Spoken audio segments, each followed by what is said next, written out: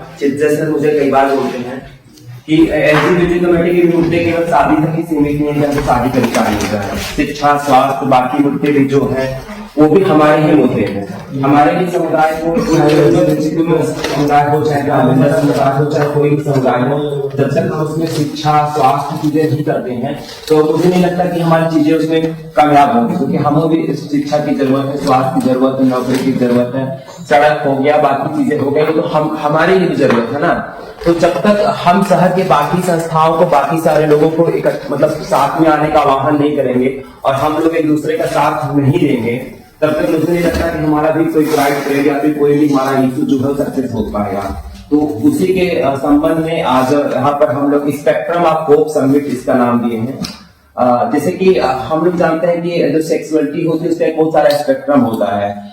किसी को एक खांचे में हम नहीं रख सकते हैं कि अगर ये व्हाइट नहीं है तो ब्लैक होगा, ब्लैक नहीं है तो व्हाइट होगा, ऐसा कुछ नहीं है। बहुत सारे कलर्स भी होते हैं दुनिया में जो एग्जिस्ट करते हैं और अपने वजूद के साथ एग्जिस्ट करते हैं। तो इसी के लिए इस स्पेक्ट्रम ऑफ होप समिट की अध्यक्षता जो हमारी कर रही है वो महामंडलेश्वर स्वामी कौशल्यानंद गिरी जी हैं, टीना मां है, जो कि समर्पित ट्रस्ट की राष्ट्रीय महासचिव हैं और ट्रांसजेंडर कल्याण बोर्ड की जो वरिष्ठ सदस्य होने के साथ साथ प्राइड के मुख्य संरक्षक भी हैं और प्रयागराज के ब्रांड एम्बेसडर भी हैं। इसके साथ वो विभिन्न सारे पदों पर, विभिन्न सारे एनजीओ की संगठनों की संरक्षक भी हैं और जो कि बाकायदा किसी बच्चे के मोहताज नहीं है। तो मैं चाहूंगा कि यहाँ पे जितने सारे उपस्थित लोग हैं और वो प्रयागराज और आसपास के क्षेत्र में किस तरीके से काम कर रहे हैं और समाज सेवा के लिए, अपने कम्युनिटी के लिए, सोसाइटी के लिए किस प्रकार से काम कर रहे हैं, वो एक दूसरे को अगर अपने बारे में चीजें बता देंगे तो मुझे लगता है बेहतर रहेगा। तो मैं शुरू करूंगा जो कि एलजीबीटी कम्युनिटी के लिए प्रयागराज में सबसे पहले कोई काम करना शुरू किया है कलेक्टिव रूप से। तो बेशक अगर आप किसी से पूछेंगे तो चित्रजीत सर और उनकी टीम का नाम आता है, जो कि रक्स करके संस्था चलती है काफी दिनों से और इन्होंने लॉकडाउन में भी तमाम लोगों का बहुत सारा हेल्प किया था। तो मैं चाहूंगा चित्रजीत सर अपने बारे में और अपने संस्था के बारे में थोड़ा सा लोगों को बताएं तो किस प्रकार से प्रयागराज और आसपास के क्षेत्र में काम कर रहे हैं। हमारी संगठन का कलेक्टिव है तो रजिस्टर्ड नहीं है हम लोग, और रक्स नाम है उसका। और 2017 से जब हम लोग स्टूडेंट थे तब से हम लोग कोशिश किए कुछ ना कुछ करने का। मुद्दा यही रहा है कि कम्युनिटी के साथ काम करें और जब भी कोई जरूरत पड़े तो एक क्राइसिस के मोमेंट पे हेल्प किया जा सके। समय समय पर अनफॉर्चुनेटली कुछ ना कुछ होता ही रहता है, कभी किसी को किसी को बुला के मिनी किडनैप जैसा सिचुएशन क्रिएट किया जाता है, पैसे वैसे ऐंठा जाता है। एक केस हुआ था जिसमें एक लड़की की मृत्यु हो जाती है तो उसके पार्टनर को उसकी फैमिली वाले बहुत परेशान करते हैं, तो उनको बचाने का काम, ऐसे ही सब हम लोग क्राइसिस सिचुएशन में काम करते आए हैं। कोशिश ये रहती है कि यूनिवर्सिटी के जो फर्स्ट ईयर सेकेंड ईयर के बच्चे जब आते हैं उनसे हम लोग रीच आउट करें और कोशिश किया जाए कि जेंडर, सेक्सुअलिटी, मेंटल हेल्थ, ये 3 चीज़ों पे हम लोग बात करें, क्योंकि जब उनसे बात करते हैं और क्योंकि वो लोग बहुत सारे बच्चे आसपास के गांव से आते हैं तो उनसे बात करके फिर पता चलता है कि जब हम लोग का सेशन हो जाता है 1 घंटे का और वो लोग बाद में फिर हम लोगों को रीच आउट करते हैं और तब समझ में आता है कि किसी के साथ बचपन में कुछ गड़बड़ हुआ है, उसको अब रियलाइज हुआ है कि वो गड़बड़ था, तब तक उसने अपने दिमाग में वो दबा दिया, या उसकी यौनिकता क्या है वो उसको उस समय रियलाइज होता है कि मुझे कुछ अलग फील होता है। तो इसलिए हम लोग कोशिश करते हैं कि जो यंगस्टर हैं उनसे ज़्यादा से ज़्यादा बात किया जा सके।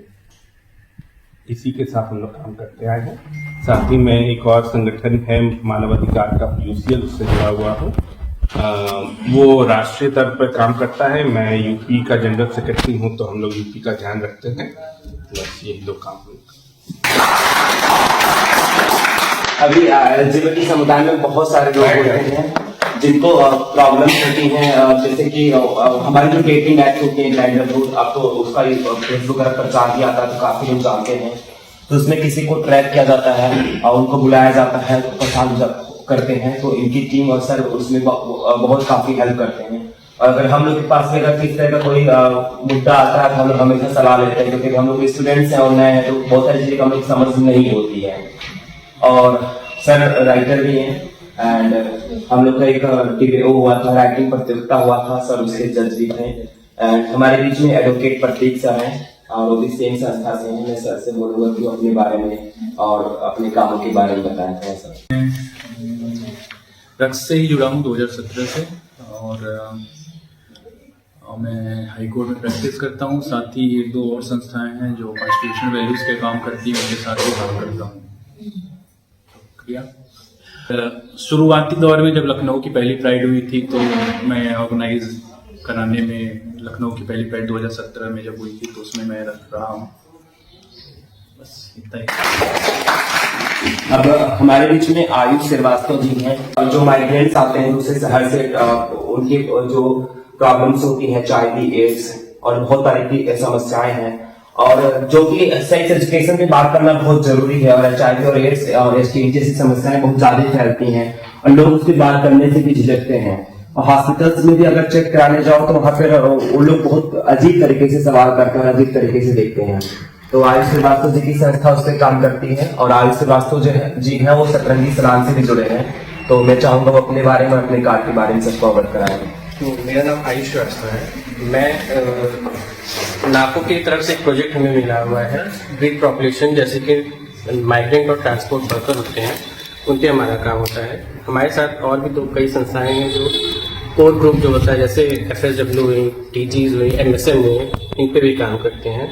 हमारा काम यही होता है कि जो वनरेबल पॉपुलेशन है, जो HIV के ज़्यादा जोखिम भरे काम कर रहे हैं HIV से, ताकि उन्हें हो तो जोखिम भरा काम है जो सेक्स है कर रहे हैं, उनको आइडेंटिफाई करना, उनकी ICTC पे जांच कराना, फिर उन्हें अगर वो उनका रिएक्टिव या पॉजिटिव आते हैं वो, तो उनकी आगे की दवाई स्टार्ट कराना, ये हमारा काम है।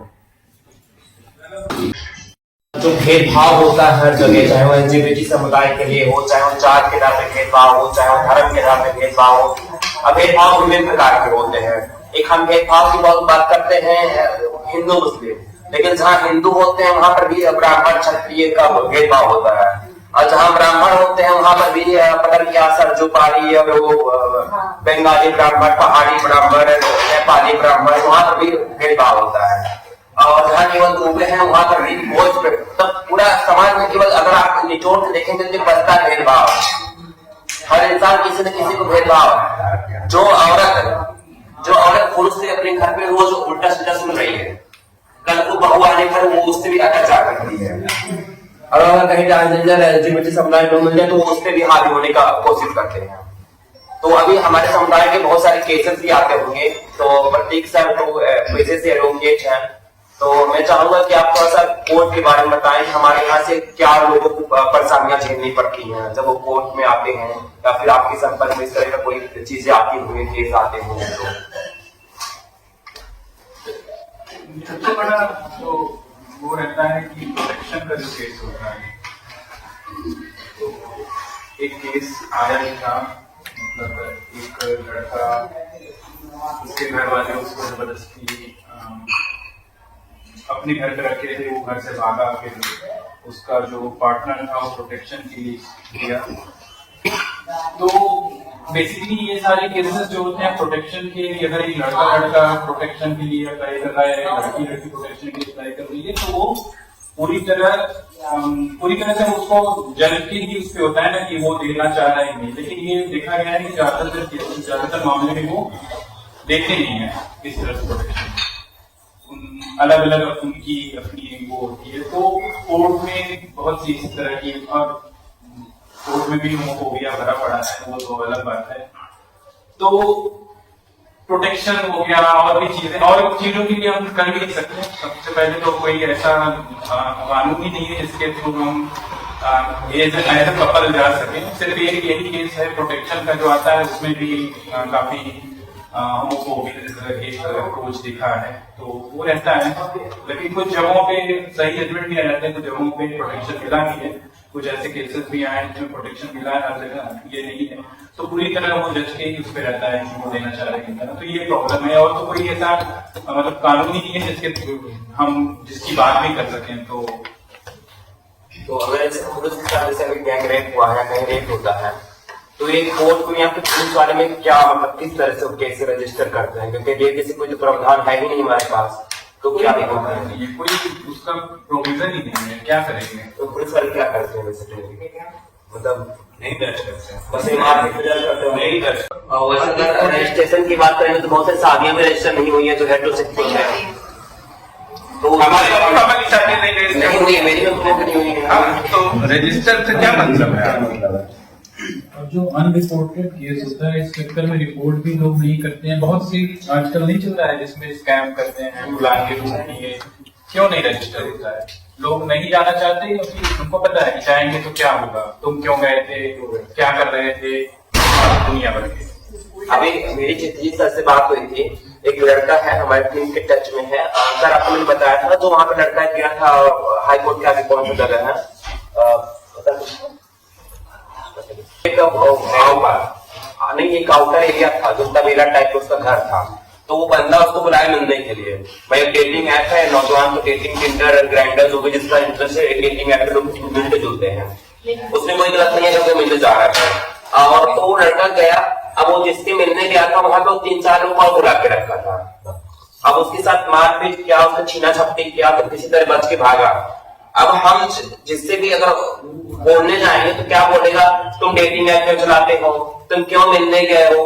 लोग ये नहीं बोलेंगे कि इससे जो हुआ है उसके प्रति कोई कानून उसकी मदद होनी चाहिए, सब यही बोलेंगे कि लड़की गई क्यों थी, लड़का हाँ उसको बुरा भला बताएंगे। तो ये क्या कर सकते हैं, कोई बताना चाहे?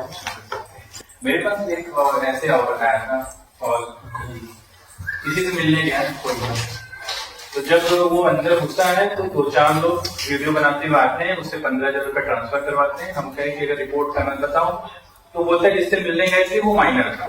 हम इतना सुनने के बाद बोले कि अब तुम कुछ नहीं हो सकता, तो वो माइनर को रखे इसलिए कि कुछ कोई कर ना सके कि माइनर है और उसको मैं सीधे वो अंदर जाएगा और कुछ हो नहीं सकता। तो ऐसा भी होता है कि कोई ऑप्शन ही नहीं था वहां पे, ये रिपोर्ट करते हैं हम, अगर एफआईआर करेंगे तो ये वो है ना, उसमें देखो तो वो है ही नहीं, धारा है ही नहीं है ना, इसमें देखो तो ये बहुत ज्यादा। ऐसे ही हमारा एक फ्रेंड है प्रोग्राम में काम कर रहा है, तो यहाँ से गया तो वो किसी से मिलने गया, कार में बैठाया उसने, उसको रो पे ले गए और चार्जर का वायर जो होता है उससे मार मारे उसको, पूरे हाथ उसके पड़े हुए थे सोते, जितने भी पैसे देते पाओगे सारा ट्रांसफर कराया, बोला किसी से बताओगे तो और तुमको मारेंगे। उसकी मोबाइल निकाली, उसका सिम उसमें से तोड़ा, मोबाइल तो दे दिया उसने, बाकी 11,000 रुपए समथिंग उसके पास सारा उसने ट्रांसफर कराया। उसने मुझे 4 दिन बाद बताया, फोन ट्राई कर रहा हूँ, लग नहीं रहा था, 4 दिन बाद उसको नया सिम लिया तो बात के से तो बताने लगा ऐसे, तो कुछ हम कर नहीं सकते थे क्योंकि हमें नॉलेज नहीं था उसके बारे में। और फिर वो डिप्रेस काफी 0% उसका घर से पैसा आया हुआ, तो काफी डिप्रेशन में। मैं यही कहूँगा किसी से भी अगर कोई इंसान मिलने जा रहा है, अपने फ्रेंड को जरूर बताए कि मैं जा रहा हूँ, लोकेशन आप शेयर करो, सबके कोई ना कोई दोस्त तो है, आप लोकेशन उसको दे रहे हो कि हाँ भाई मैं जा रहा हूँ, ऐसे कोई आपके बेस्ट फ्रेंड तो जरूर होंगे जिसको आप ये चीजें बताते हैं। तो ये 2 चीजें आप जरूर करेंगे, उसको बताइए मैं आ जा रहा हूँ, लोकेशन जरूर दीजिए। लोग बोलते हैं कि हम इंस्टेंट मिले हैं तब हुआ ऐसा। एक केस था जिसमें किसी से वो 5-6 महीने तक मिला, कई बार बाहर मिला, अच्छा खासा वो हो गया रिश्ता, मतलब एक तरह से नहीं बॉन्डिंग हो गई, एक दूसरे विश्वास का रिश्ता बन गया। 6 महीने बाद वो अपने घर पे उसको बुलाता है, रात में शायद उसके शरीर में उसको मिला देता है, सुबह उसकी 1-2 बजे उसका करना नींद खुलती है, देखता है उसका आईफोन, मैकबुक, फोन, चार्जर, उसका चेन सब कुछ लगा है, वो बंदा गया। तो 6 महीने विश्वास बनाने के बाद ये काम हो सकता है, तो फिर और वो कहीं रिपोर्ट नहीं कर सकता।